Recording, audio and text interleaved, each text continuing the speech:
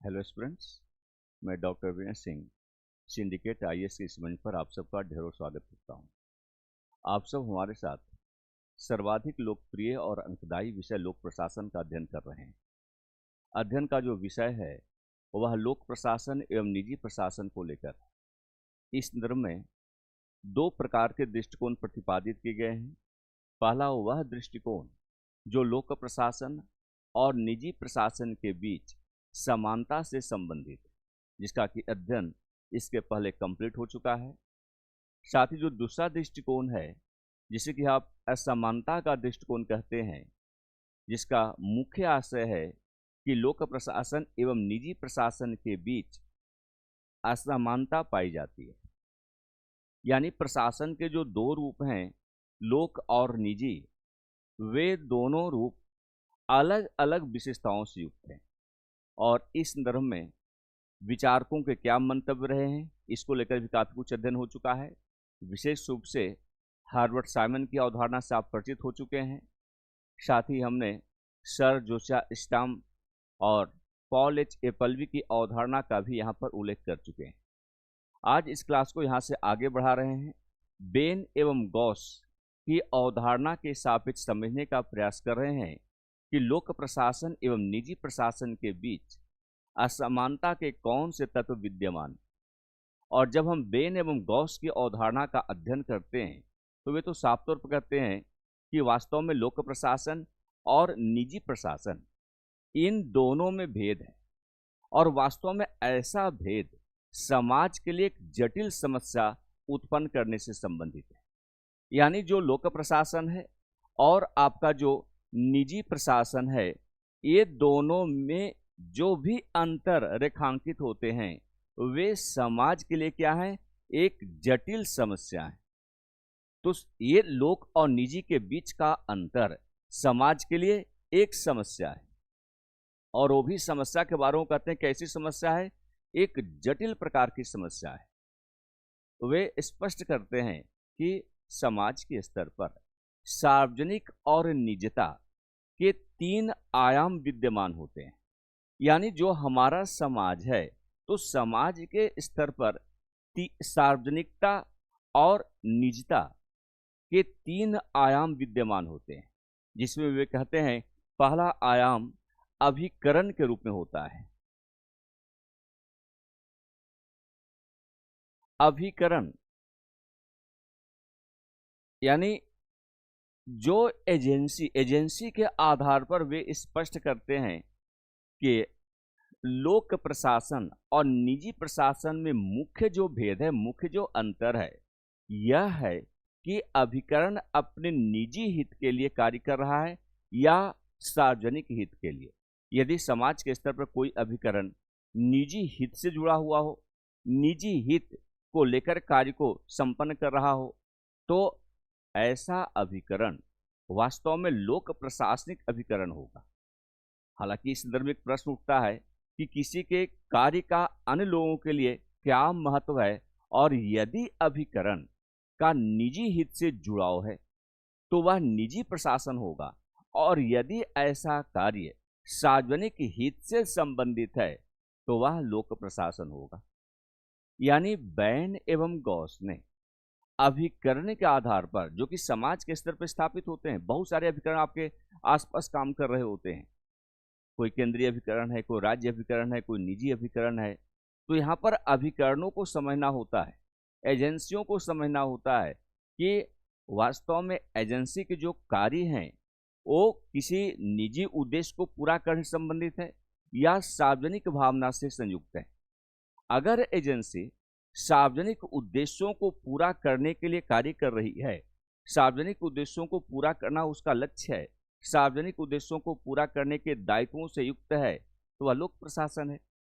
और यदि एजेंसी निजी उद्देश्य को लेकर काम कर रहा है, अगर एजेंसी सार्वजनिक भावना से दूर है, किसी फर्म विशेष के लिए कार्य करने से संबंधित है, तो वह निजी प्रशासन ही कहलाएगा, वह निजी प्रशासन होता है। तो कहते हैं बेन एवं गॉस कहते हैं कि समाज में सार्वजनिक और निजता के तीन जो आयाम है, उनमें पहला आयाम अभिकरण से जुड़ा हुआ है, एजेंसी, इसी को हम एजेंसी कहते हैं, एजेंसी से जुड़ा हुआ है, एजेंसी के रूप में वह कार्यशील हो रहा है।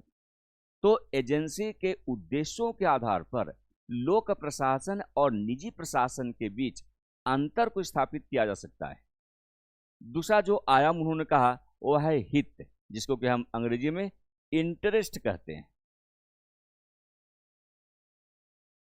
हित, अब हित को देखा जाएगा, इंटरेस्ट को देखा जाएगा कि हित का संबंध उन व्यक्तियों की स्थिति से है जो संबंधित कार्यों के परिणाम स्वरूप अपेक्षाकृत या तो अच्छी होगी या खराब हो जाएगी।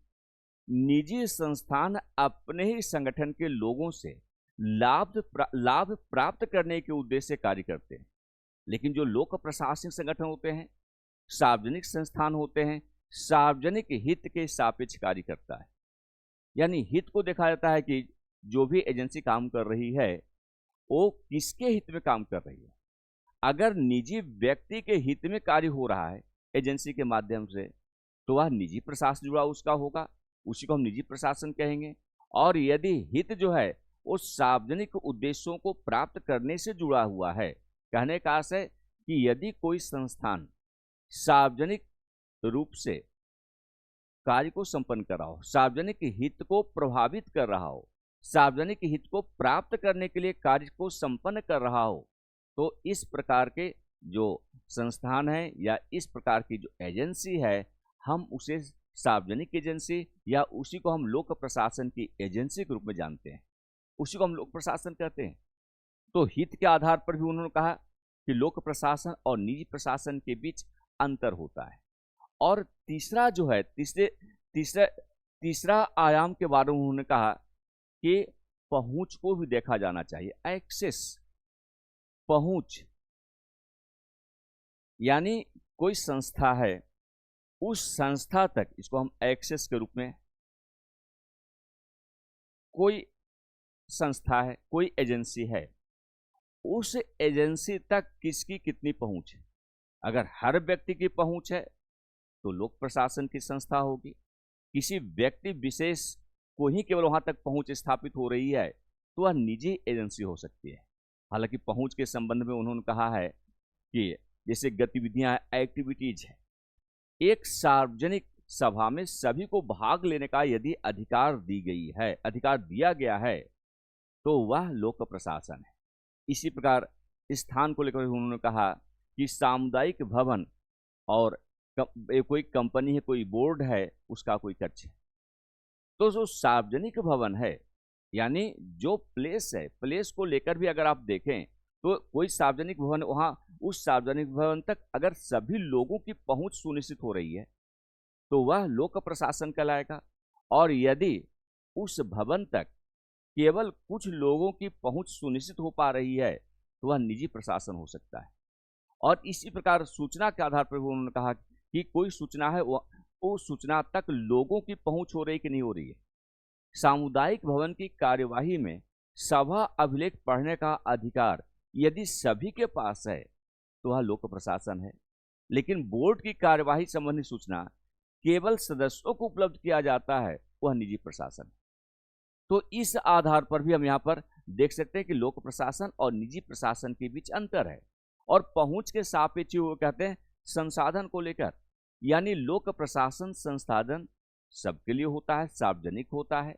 और इसके विपरीत अगर आप जाएं तो निजी प्रशासन का जो संसाधन है वह केवल निजी व्यक्ति तक सीमित होता है। जैसे कोई सार्वजनिक नल है, नल का पानी सभी के लिए उपलब्ध है, वो व्यक्ति विशेष के लिए उपलब्ध नहीं होता। लेकिन निजी स्थान पर कोई नल लगा हुआ है, जैसे किसी के घर की चार दीवारी के अंदर नल लगा हो और एक नल जो है चौराहे पर लगा हो, तो चौराहे पर जो नल लगा हुआ है वो सार्वजनिक संसाधन के रूप में उस नल तक, चौराहे पर लगे हुए नल तक सभी लोगों की यदि पहुंच हो रही है तो वह लोक प्रशासन का नल है।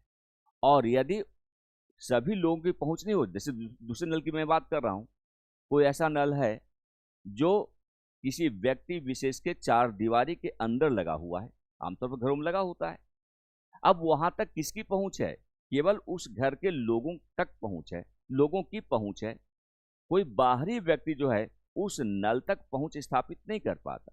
इस आधार पर यानी संसाधन जो उपलब्ध हैं उन तक पहुंच अगर सभी लोगों का है तो वह लोक प्रशासन होगा, और उन तक पहुंच केवल कुछ विशेष लोगों का है तो हम इसे निजी प्रशासन के रूप में संबोधित करते हैं।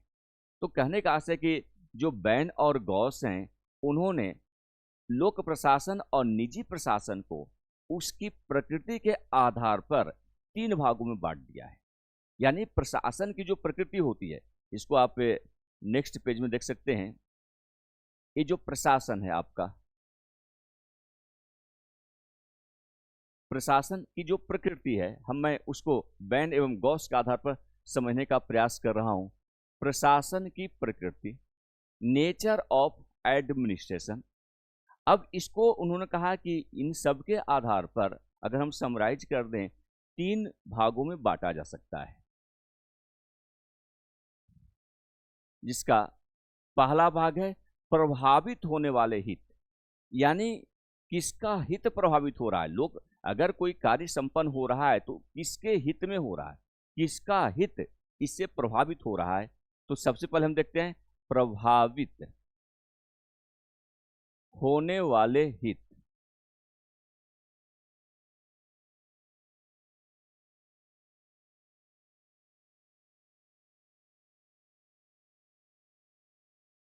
अब हमने कहा कि कोई कार्य है, अगर सबका हित प्रभावित हो रहा है,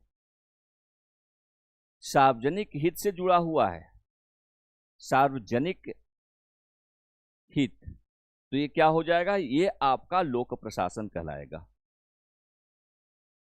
और दूसरी स्थिति होती है कुछ विशेष लोगों का हित प्रभावित हो रहा हो, तो यहां पर विशेष लोगों का हित अगर प्रभावित हो रहा है तो ये क्या होगा, ये आपका निजी प्रशासन से जुड़ा होगा। दूसरा है सेवाओं तक पहुंच, एक्सेस टू सर्विस, सेवाओं तक पहुंच।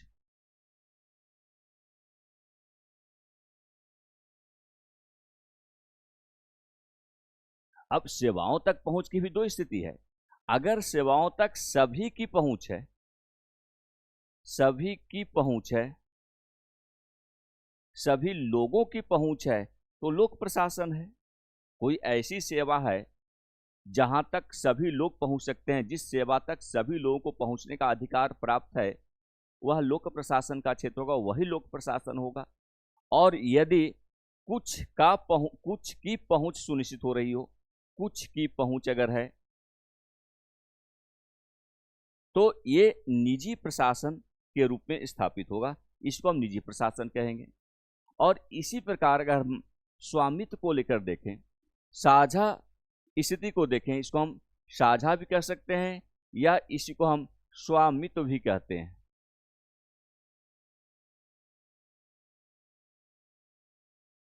साझा या स्वामित्व।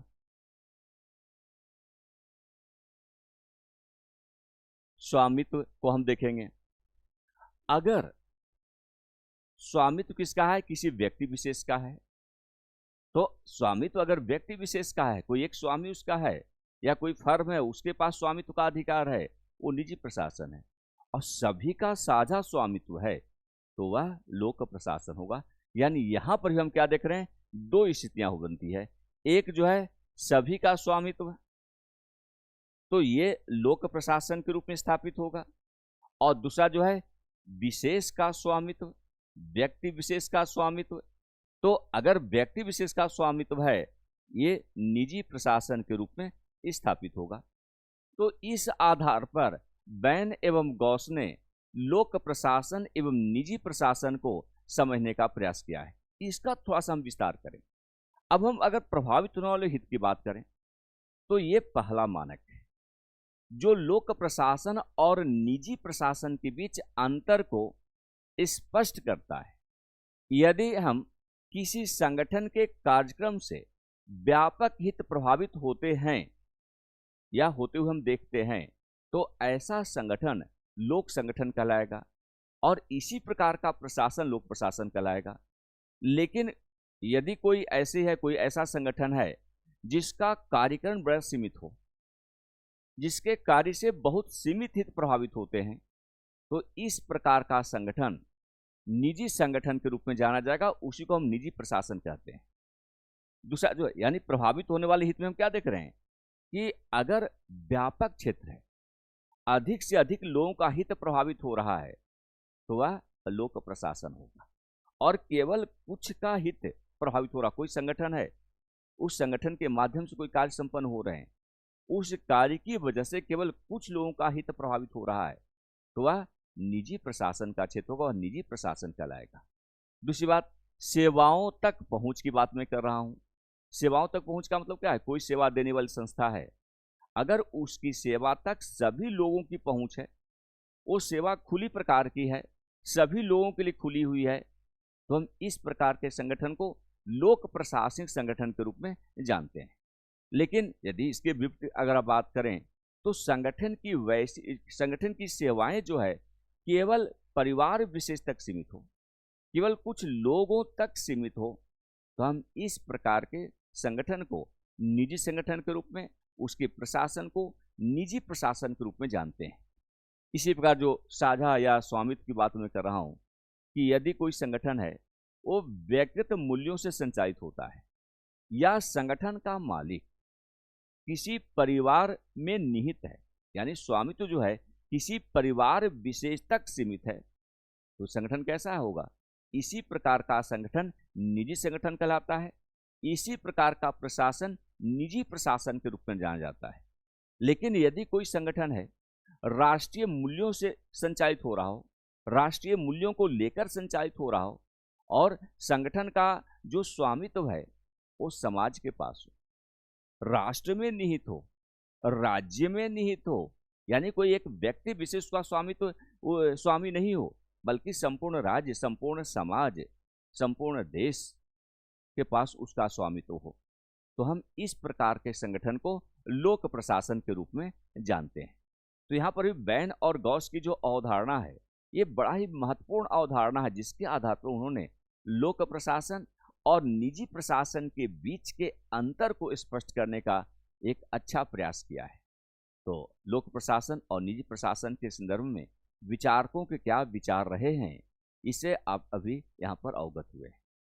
आगे जो है हम अध्ययन करेंगे इस बात को लेकर कि लोक प्रशासन और निजी प्रशासन के बीच मुख्य रूप से क्या क्या अंतर, सामान्य रूप से सामान्य दृष्टिकोण के आधार पर क्या क्या अंतर के तत्व विद्यमान हैं, वे कौन सी विशेषताएं हैं, सामान्य रूप से वे कौन सी विशेषताएं हैं जो लोक प्रशासन और निजी प्रशासन के बीच के अंतर को स्पष्ट करती है। तो इसको हम सामान्य दृष्टिकोण के रूप में जानते हैं। तो यहाँ पर जो है अभी तक जो कुछ भी आपने अध्ययन किया, विचारकों के क्या विचार रहे हैं लोक प्रशासन एवं निजी प्रशासन के सापेक्ष, अब आगे जो हम अध्ययन करने जा रहे हैं वो सामान्य दृष्टिकोण के आधार पर करने जा रहे हैं। किस तरह में करने जा रहे हैं? तो लोक प्रशासन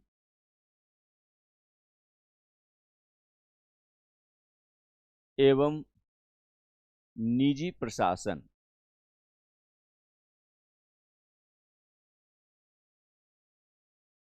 के बीच अंतर, यानी लोक प्रशासन और निजी प्रशासन किन असमानताओं से युक्त है, वे कौन कौन सी विशेषताएं हैं जो केवल लोक प्रशासन में मिलती हैं या केवल निजी प्रशासन में मिलती है। तो इसी आधार पर आप अंतर को रेखांकित कर सकते हैं। तो यहाँ पर हम जो है देखेंगे सामान्य आधार पर लोक प्रशासन की उन विशेषताओं को लेकर चर्चा करेंगे जो केवल और केवल लोक प्रशासन में स्पष्ट होती हैं, न कि ये विशेषताएं निजी प्रशासन से जुड़ी होती है। तो इसी आधार पर आप स्पष्ट कर सकते हैं यहाँ लोक प्रशासन और निजी प्रशासन के बीच क्या अंतर होता है। तो सामान्य रूप से सामान्य दृष्टिकोण के आधार पर हम इस बात का अध्ययन कर रहे हैं। अब तक जो कुछ भी आपने अध्ययन किया उसका आधार क्या था कि विचारकों के क्या विचार रहे हैं लोक प्रशासन एवं निजी प्रशासन के संदर्भ में। सामान्य दृष्टिकोण क्या कहता है? तो सामान्य रूप से लोक प्रशासन और निजी प्रशासन के बीच अंतर करने के लिए हम क्या कर रहे हैं? लोक प्रशासन की विशेषताओं का अध्ययन कर रहे हैं। लोक प्रशासन के उन विशेषताओं का हम यहाँ पर उल्लेख कर रहे हैं जो निजी प्रशासन से इसे पृथक कर देती है। यानी जो विशेषताएं निजी प्रशासन में स्पष्ट नहीं होती हैं, उन्हीं विशेषताओं का हम यहाँ पर अध्ययन कर रहे हैं। तो लोक प्रशासन की क्या क्या विशेषताएं हैं? लोक प्रशासन की विशेषताएं, बहुत सारी ऐसी विशेषताएं हैं जो केवल लोक प्रशासन में स्पष्ट होती हैं, निजी प्रशासन में स्पष्ट नहीं होते। इस आधार पर आप लोक प्रशासन और निजी प्रशासन के बीच अंतर को स्पष्ट कर सकते हैं, अंतर को स्पष्ट करना संभव हो सकता है। इसमें सबसे पहले अगर हम देखें तो राजनीतिक चरित्र,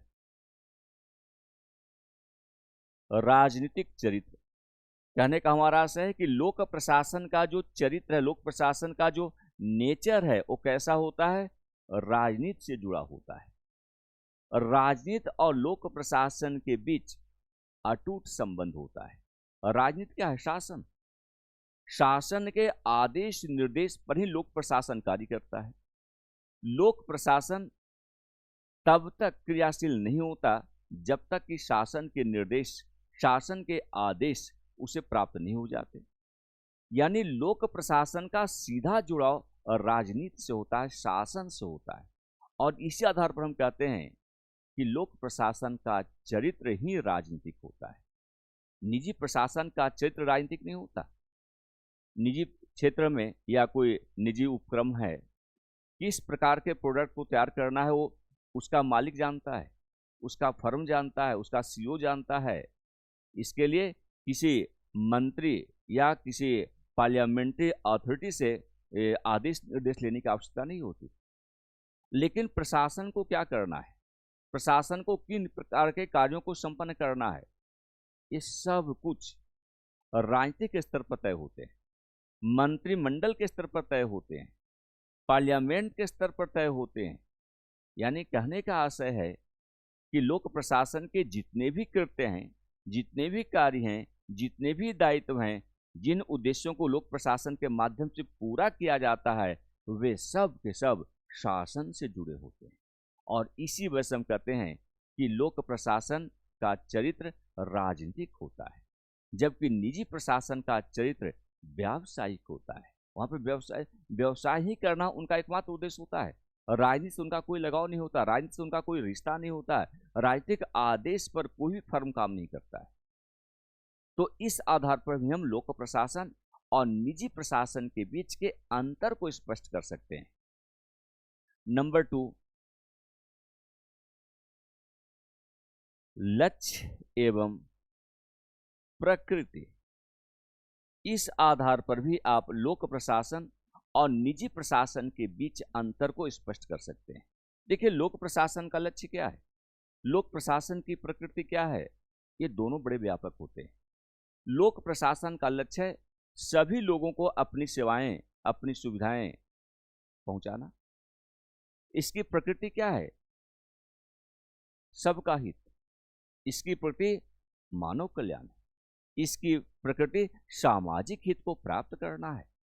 तो सामाजिक हित और मानव कल्याण को लेकर जो लक्ष्य लोक प्रशासन में निर्धारित किए जाते हैं, ये लक्ष्य की यह जो व्यापकता है वह केवल लोक प्रशासन में स्पष्ट होती है।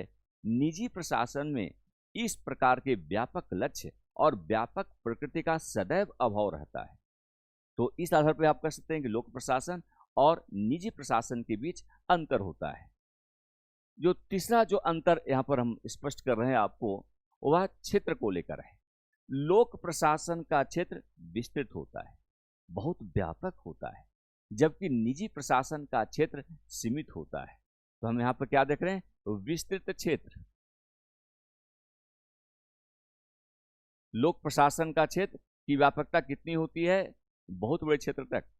विस्तृत क्षेत्र, संपूर्ण भारत का जो राज्य क्षेत्र है वह लोक प्रशासन का क्षेत्र है। लेकिन निजी प्रशासन का क्षेत्र, निजी फर्म जो है उसी चार दीवारी तक सीमित होता है। तो क्षेत्र के आधार पर भी आप लोक प्रशासन और निजी प्रशासन के बीच अंतर को स्पष्ट कर सकते हैं। इसी प्रकार अगर आप देखें तो संगठनात्मक विभेद को लेकर भी आप लोक प्रशासन और निजी प्रशासन के बीच अंतर को स्पष्ट कर सकते हैं। संगठनात्मक विभेद, लोक प्रशासन का संगठन जो है वो दृढ़ होता है, पिरामिड नुमा होता है, जहां पर पद सोपान के आधार पर संगठन के सभी कार्मिकों के पद और दायित्व सुनिश्चित होते हैं। लेकिन आप निजी प्रशासन की बात करें, निजी प्रशासन का जो संगठन है वो लचीला होता है, लोचशील प्रकार का होता है। वहां पर जितने लोग काम करने वाले हैं, जितने कार्मिक उसके हैं, उनका पद भले ही परिभाषित होता है, दायित्व भले ही परिभाषित होता है, इसके बावजूद वे आवश्यकता अनुरूप अपने दायित्व में परिवर्तन कर सकते हैं, उनके दायित्व को बदला जा सकता है। इसको आप एक तस्वीर के माध्यम से यहाँ पर देख सकते हैं, उसको आप यहाँ पर समझ सकते हैं। ये सपोज दैट इस तस्वीर को आप देखें,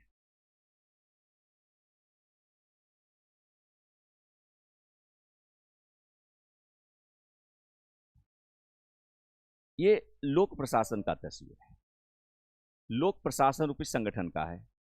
अब यहां पर जैसे ए का पद है, बी है, C D E F G H I J K L M N वगैरह वगैरह काम करने वाले कार्मिक हैं। अब जिसका जो पद है, जिसके पास जो दायित्व है, वो सब पूर्णतः परिभाषित है, स्थायित्व से युक्त है। ए सर्वोच्च पद पर काम कर रहा है, उसके निचले स्तर पर बी सी डी अपने दायित्वों का निर्वहन कर रहे हैं, उसके नीचे जो है ई एफ जी एच है। अब यहाँ पर कार्य करने का तरीका क्या है कि ए आदेश देगा सी को, सी इस प्रकार का आदेश जी को, जी का यह आदेश के स्तर पर आएगा जहां से कार्य आरंभ होगा। यानी ये कार्यात्मक स्तर है, यहीं से कार्य आरंभ होता है, लेकिन कार्य आरंभ करने के लिए आदेश यहां से आते हैं। अब इसके ठीक विपरीत अगर आप देखें, निजी प्रशासन जो है उसमें लोचशील व्यवस्था पाई जाती है। अगर हम इसको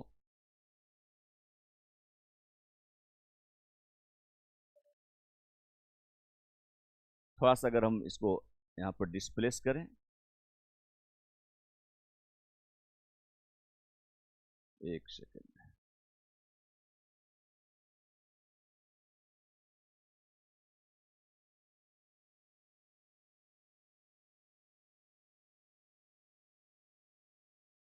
पूरा ही ले रहा है।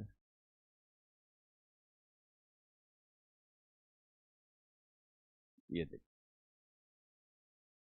एक दूसरे संगठन की मैं बात कर रहा हूं,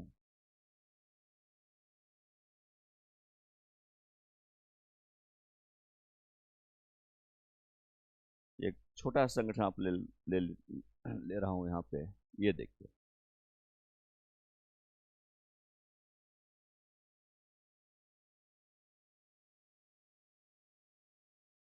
ये आपको पिरामिड नुमा भी दिख रहा है, लेकिन क्या है कि इसका पिरामिड जो है वो काफी लोचशील होगा। जैसे सपोज दैट हमने ये बना दिया आपको पशुपालन की व्यवस्था, यहाँ पर A1 काम कर रहा है, B1 C1 D1 काम कर रहा है, E1 F1 G1 H1 वगैरह वगैरह काम कर रहे हैं। ये पद इन्हें प्राप्त तो होते हैं, लेकिन पद में दृढ़ता नहीं होती। हो सकता है किसी को अपने कार्य करने के लिए यहां तक आना पड़े, हो सकता है ए डायरेक्ट जो है एफ को आदेशित कर दे, ये डायरेक्ट जो है एच को आदेशित कर दे। लेकिन इस वाले जो तस्वीर है, जो लोक प्रशासनिक संगठन है, यहाँ पर ऐसा बिल्कुल नहीं होगा। जो अधिकारी जिस जिस अधिकारी का जो अधीनस्थ होता है, केवल अपने ही अधिकारी से आदेश निर्देश प्राप्त कर सकता है। निजी प्रशासन में इतनी दृढ़ता नहीं होती है। तो इसी वजह से हम कहते हैं कि संगठनात्मक विभेद जो है वो लोक प्रशासन के स्तर पर मिलता है, निजी प्रशासन के स्तर पर इस प्रकार के विभेद नहीं पाए जाते। इसी प्रकार जो है हम देखें, सेवा भावना का उद्देश्य लोक प्रशासन में होता है, निजी प्रशासन सेवा भावना के उद्देश्य से प्रभावित नहीं होता। तो नेक्स्ट जो है आपका ये पांचवी विशेषता अगर हम देखें लोक प्रशासन और निजी प्रशासन के बीच अंतर के संदर्भ में, तो हम क्या देख रहे हैं, सेवा भावना का उद्देश्य।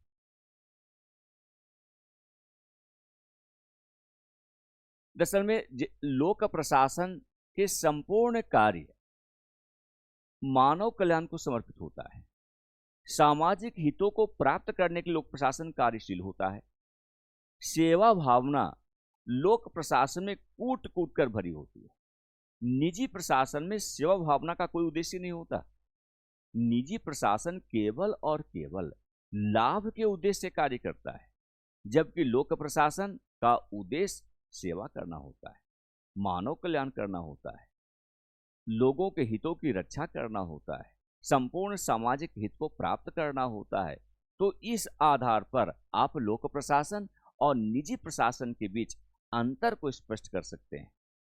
इसी प्रकार हम देख रहे हैं कि कार्मिक की जो स्थिति होती है, लोक प्रशासन और निजी प्रशासन में कार्मिकों के स्तर पर विभेद पाया जाता है। तो कार्मिक विभेद को लेकर भी आप लोक प्रशासन और निजी प्रशासन के बीच अंतर को रेखांकित कर सकते हैं। अब यहां देखिए कार्मिक विभेद क्या है। लोक प्रशासन के लिए कार्मिकों का चयन करना हो, उनकी भर्ती करना हो, उन्हें पदों पर नियुक्त करना हो, उन्हें प्रशिक्षण देना हो, उन्हें कार्य सौंपना हो, उनके ऊपर नियंत्रण को स्थापित करना हो, समन्वय की प्रक्रिया को लागू करना हो, ये सब के सब पूर्णतः परिभाषित होते हैं। यानी किस कार्मिक का कौन सा पद होगा, उस पद से जुड़े हुए कौन से दायित्व होंगे, उस दायित्व के अनुकूल उसका क्या कार्य व्यवहार होगा, किससे वह आदेश प्राप्त करेगा, किस प्रकार से आदेश को वह निर्धारित समय सीमा के अंदर पूरा करेगा। ये तमाम बातें जो है पूर्णतः परिभाषित होती है। ये केवल लोक प्रशासन में मिलता है। जबकि निजी प्रशासन में क्या होता है, आप किसी से पैरवी करवा लीजिए, आप निजी प्रशासन को ज्वाइन कर सकते हैं। लोक प्रशासन में ऐसा नहीं होता। किसी की सिफारिश पर निजी प्रशासन किसी भी कार्मिक को रख सकता है या जब चाहे उसको निकाल सकता है। लेकिन लोक प्रशासन से जुड़ने के लिए एक निर्धारित प्रक्रिया का पालन होता है। जैसे आप सब जो है आईएएस अधिकारी बनना चाहते हैं, बनने के लिए क्या है, एक निर्धारित प्रक्रिया का है, एक निर्धारित प्रक्रिया का पालन यहाँ करना अनिवार्य होता है। अगर निर्धारित प्रक्रिया का पालन नहीं किया जाएगा तो आप आईएएस के पद पर ज्वाइन नहीं कर सकते। लेकिन निजी प्रशासन में उसका जो स्वामी है, अगर लगता है कि आप बहुत बेहतर कार्य कर सकते हैं, तो केवल इस आधार पर बिना किसी प्रोसेस को फॉलो किए हुए आपको उच्च पद प्रदान कर सकता है, आपको उच्च पद पर स्थापित कर सकता है। उसमें भी कार्य परिभाषित नहीं होते। कभी आवश्यकता है किसी कार्य को लेकर तो आपको उस कार्य से जोड़ दिया जाएगा। आवश्यकता बदल जाती है, समय परिस्थिति बदल जाती है, दूसरे कार्य की आवश्यकता पड़ जाती है तो दूसरे कार्य से आपको जोड़ दिया जाएगा। यानी कार्य वहां परिवर्तित होते रहते हैं, आवश्यकता के अनुरूप, समय के अनुरूप, परिस्थिति के अनुकूल। तो ये तमाम प्रकार के भेद जो है लोक प्रशासन और निजी प्रशासन के बीच पाए जाते हैं और इस आधार पर आप अंतर को स्पष्ट कर सकते हैं। इसी प्रकार आप देखें, जन कल्याण की भावना को लेकर भी लोक प्रशासन और निजी प्रशासन के बीच में अंतर पाया जाता है। जन कल्याण की भावना, लोक प्रशासन जन कल्याण से प्रभावित होता है। लोक प्रशासन की भावना ही जन कल्याण करना होता है, जबकि निजी प्रशासन में जन कल्याण का कहीं कोई संबंध नहीं होता। निजी प्रशासन जन कल्याण को लेकर कार्य नहीं करता। वहां पर हम जैसा कि हमने इसके पहले भी कहा, केवल और केवल लाभ कमाना उनका मुख्य उद्देश्य होता है। तो लोक प्रशासन में जन कल्याण का भाव होता है। जैसे आप ट्रेन से जाते हैं, अब वो ट्रेन में पैसेंजर एक हो चाहे पूरी की पूरी ट्रेन भरी हो, उससे फर्क नहीं पड़ता। ट्रेन को अगर समय पर चलना, कोई समय उसका निर्धारित है तो निर्धारित समय पर वो ट्रेन चलती है। वो इंतजार पैसेंजर का नहीं करती कि गाड़ी जो है पूरी ट्रेन फुल हुई है कि नहीं फुल हुई है। लेकिन अगर निजी प्रशासन का कोई ट्रेन हो, कोई बस हो, तो जब तक उनको लगता है कि हाँ लाभ हम नहीं मिल सकता है, तब तक वह उसे क्रियाशील नहीं करते। बस को आप जो है गंतव्य को पहुंचाने का प्रयास ही नहीं करते। या हो भी सकता है कि आपने बस में बैठकर कुछ देर इंतजार किया कि समय पर बस चलेगी, लेकिन पैसेंजर अगर फुल नहीं हुआ तो फिर बस आगे गंतव्य की ओर जाने में सक्षम नहीं होगा। आपको वहीं पर जो है यात्रा को स्थगित करने की आवश्यकता पड़ जाएगी। इसी प्रकार हम देखें तो प्रक्रियात्मक एवं व्यवहारगत असमानताओं के आधार पर भी लोक प्रशासन और निजी प्रशासन के बीच अंतर को स्पष्ट किया जा सकता है। तो हम प्रक्रियात्मक एवं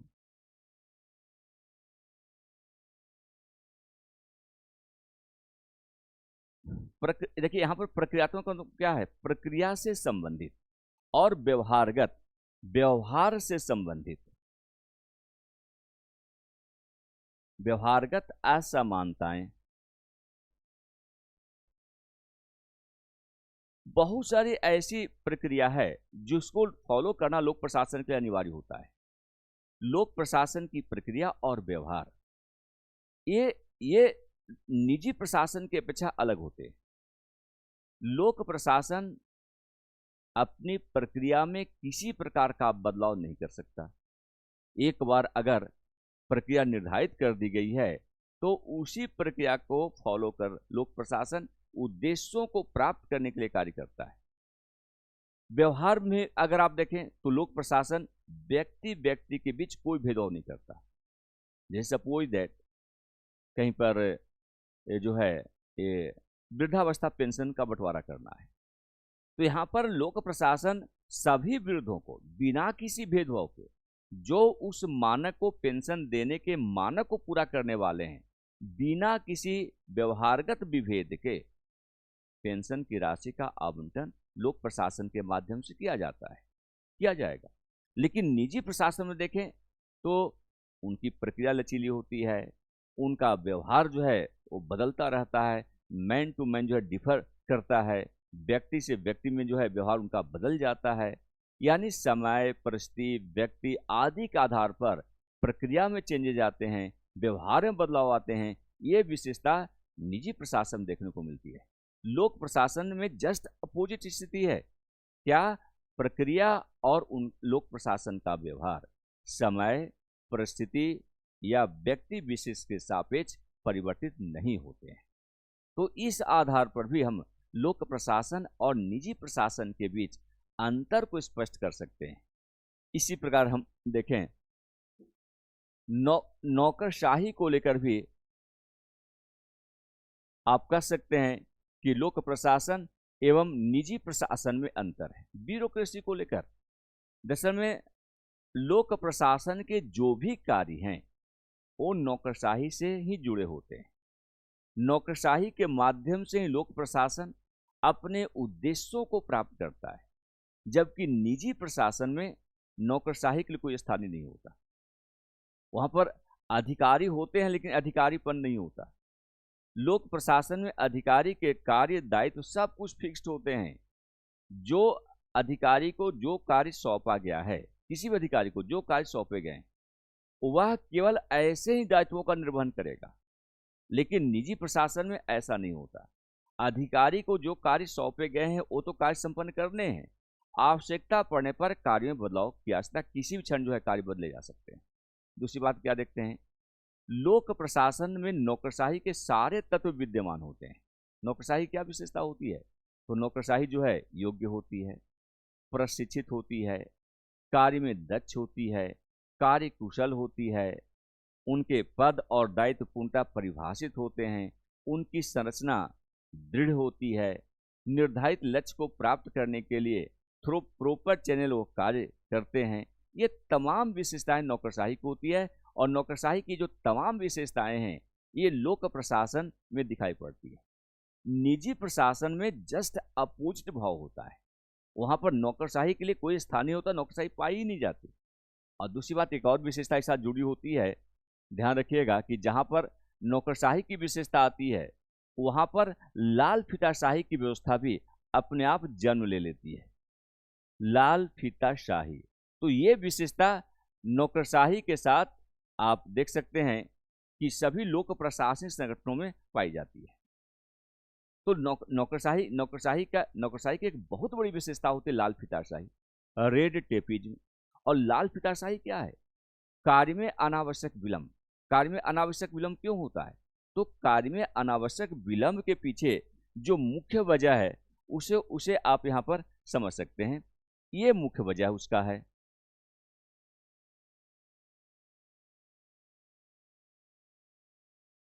ये देखिए इस संरचना की वजह से उसमें जो है ये दृढ़ता पाई जाती है।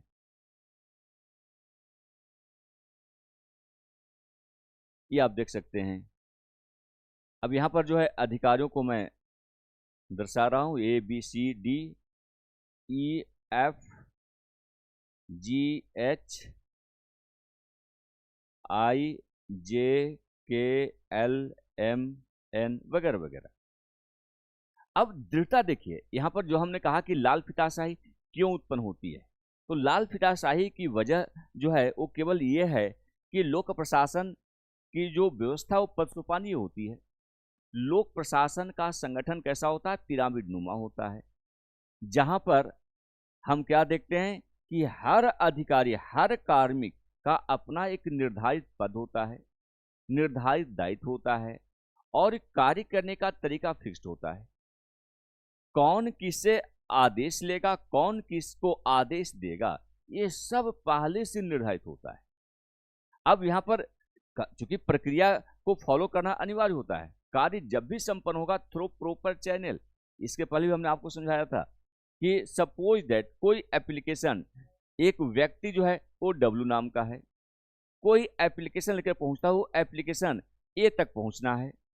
अगर लोक प्रशासन रूपी संगठन है, लोक प्रशासन रूपी संरचना है, तो W जो है वो अपना एप्लीकेशन A तक सीधे नहीं पहुंचा सकता, ये पॉसिबल नहीं होता। इसकी एक निर्धारित प्रक्रिया होती है।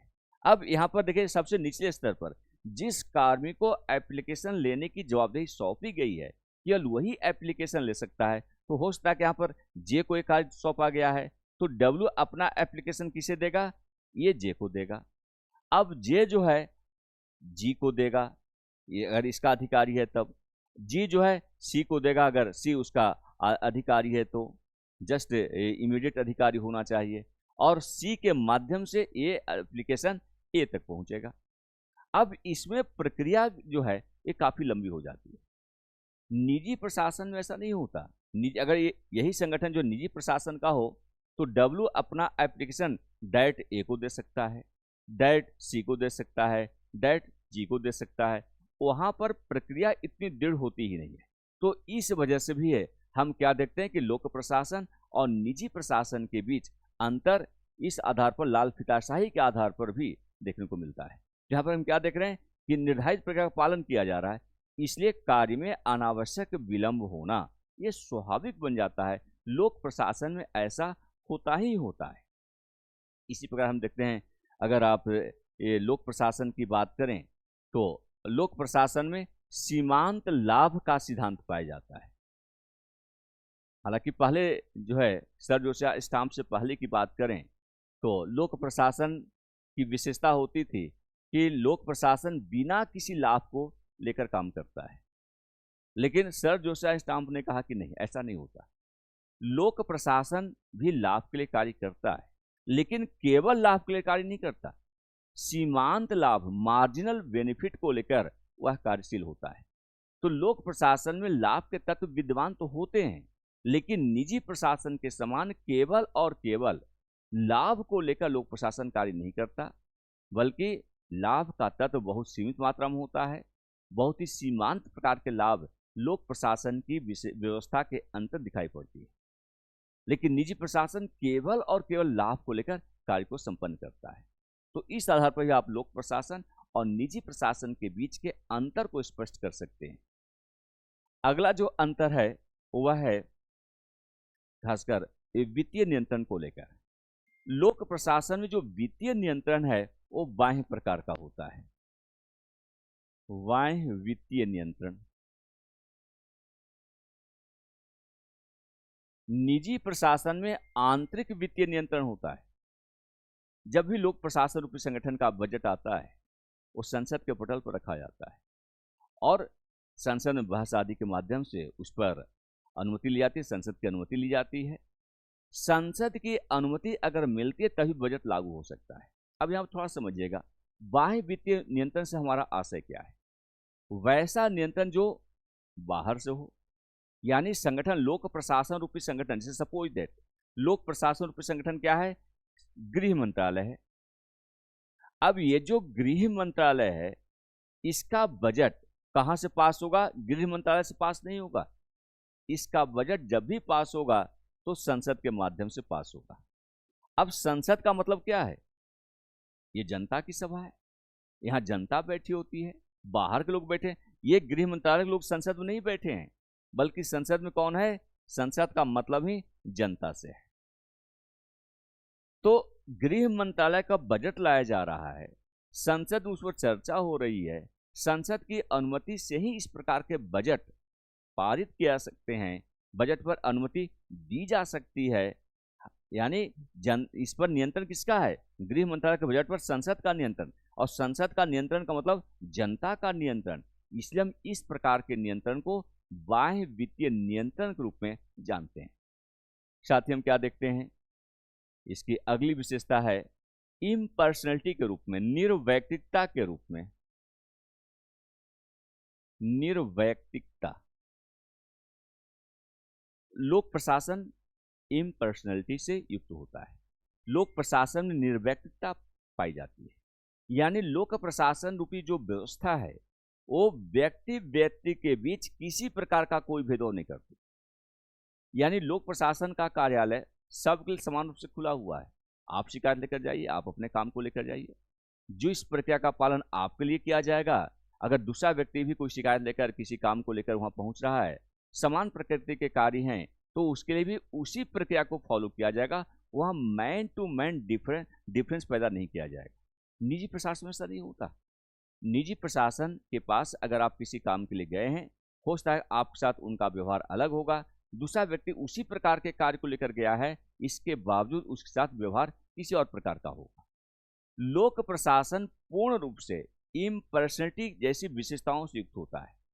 यानी जैसे सपोज आप डीएम के पद पर काम कर रहे हैं, आपने अपने ऑफिस में लोगों से मिलने का एक प्रोसीजर जो है तय किया है, प्रोसेस जो है आपने निर्धारित किया है कि कोई व्यक्ति जाएगा, आपसे अगर मिलना है, अपनी शिकायत आप तक पहुंचाना है, तो सबसे पहले जो है वो आपसे मिलने की अनुमति लेगा, पर्ची देकर जो है आपसे मिलने की अनुमति प्राप्त करेगा।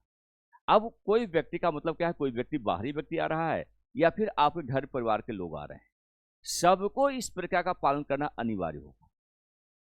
जब भी आपसे मिलना होगा, चाहे आपके घर परिवार का कोई व्यक्ति हो या समाज का कोई व्यक्ति हो, आपसे मिलने के लिए उस पर्ची का पालन करेगा, आपसे पहले अनुमति लेगा, आपकी अनुमति के बाद ही आपसे उसकी मुलाकात होगी। निजी प्रशासन में ऐसा बिल्कुल नहीं होता, वहाँ मैन टू मैन डिफर करता है। अगर वहाँ का जो है सीईओ है बैठा हुआ है, उसके घर परिवार के लोग आ गए, तो सीधे जाकर वो चैम्बर में बैठ जाते हैं। निजी प्रशासन में इतनी लोचशीलता होती है कि व्यक्ति के बीच में वहाँ पर हर एक कार्य को लेकर भेदभाव किया जाता है। लोक प्रशासन में किसी प्रकार कोई भेदभाव नहीं होता। इसी प्रकार जो है लोक प्रशासन रूपी जो सेवा होती है वो सबके लिए एक समान रूप से उपलब्ध होती है। ये नहीं देखा जाता कि बड़े के लिए अलग सेवा होगी, दूसरे लोगों के लिए दूसरी सेवा होगी, तीसरे लोगों के लिए तीसरे प्रकार की सेवा होगी, ऐसा बिल्कुल नहीं है। लोक प्रशासन में पूर्णतः निर्व्यक्तिकता के सिद्धांत पर कार्य करता है। इसी प्रकार जो है हम ये जो अगली विशेषता है या अगला जो है डिफरेंस है वो एनोमिनिटी को लेकर है। अनामता जैसे तत्व लोक प्रशासन में पाए जाते हैं, निजी प्रशासन में नहीं पाए जाते। एनोमिनिटी का मतलब होता है कि जैसे सपोज दैट लोक प्रशासन का कोई अधिकारी किसी कार्य को संपन्न करता है, उस कार्य के लिए वह श्रेय नहीं लेता। जिससे सपोज एक उदाहरण आप समझिए, पीडब्ल्यूडी है। अब पीडब्ल्यूडी का जो अधिकारी है, पब्लिक वर्क्स डिपार्टमेंट का कोई अधिकारी है, इसने क्या किया? एक रोड का निर्माण किया, आपके घर के सामने के रोड का निर्माण किया। अब निर्माण किसने किया? पीडब्ल्यूडी के इंजीनियर आदि या उसके जो वर्कर्स हैं उन सब ने मिलकर रोड का निर्माण किया। रोड का उद्घाटन कौन करता है? रोड का उद्घाटन करना होगा तो मंत्री महोदय आएंगे, फीता काट कर रोड का उद्घाटन करते हैं। नाम पट्टिका किसकी लगेगी? तो Jawaharlal Nehru road, Indira Gandhi road, Atal Bihari Vajpayee road, Mayo road, Stanley road वगैरह वगैरह। जबकि उस रोड का निर्माण किसने किया? उस रोड का निर्माण वस्तु स्थिति के आधार पर अगर देखें तो पीडब्ल्यूडी के जो अधिकारी हैं, उनके जो इंजीनियर हैं, उनके जो कर्मचारी हैं, उन सब ने मिलकर उसका निर्माण किया। लेकिन निर्माण का श्रेय उनके पास नहीं है। वो निर्माण का क्रेडिट कौन लेकर चला गया? कोई और लेकर चला गया। लोक प्रशासन अनामता के इन सिद्धांतों से युक्त होता है, अनामता की इन विशेषताओं से युक्त होता है, अनामता के आधार पर लोक प्रशासन में कार्य संपन्न होते हैं। निजी प्रशासन में ऐसा नहीं होता। निजी प्रशासन अपने नाम के लिए कार्य को संपन्न करता है।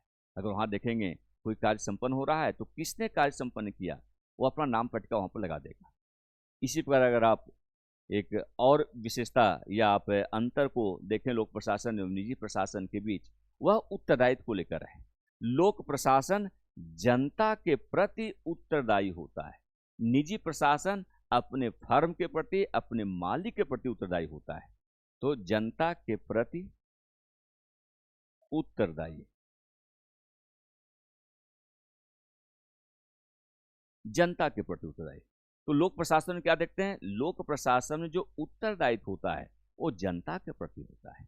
निजी प्रशासन में जो उत्तरदायित्व होता है वो फर्म के प्रति होता है या फर्म का जो मालिक है उसके प्रति होता है।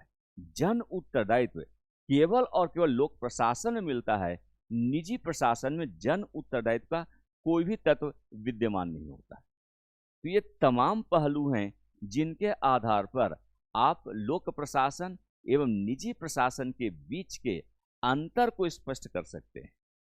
तो ये काफ़ी इंटरेस्टिंग क्लास है और मैं समझता हूँ कि लोक प्रशासन विषय ही काफ़ी इंटरेस्टिंग विषय होता है, बहुत ही रोचक विषय है आप सबके लिए।